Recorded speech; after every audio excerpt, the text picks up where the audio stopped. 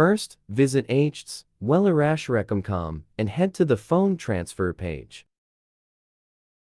You can scroll down to check all the features and the step-by-step guide in detail. After that, click the Back to Top button. Click the Try for Free option to download it on your computer. Double-click the iReaShare phone transfer installer to install it on your computer by following the step-by-step guide.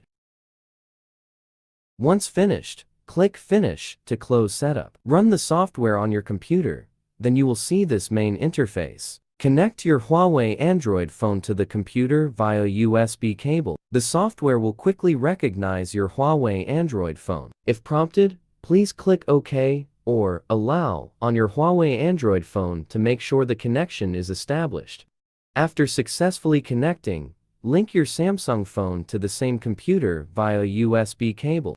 When the devices are recognized by the software, you will see Connected under them. Tick off apps, then click the Start Copy button. All the apps will be transferred from your Huawei Android phone to your Samsung phones. It will take some time, please be patient.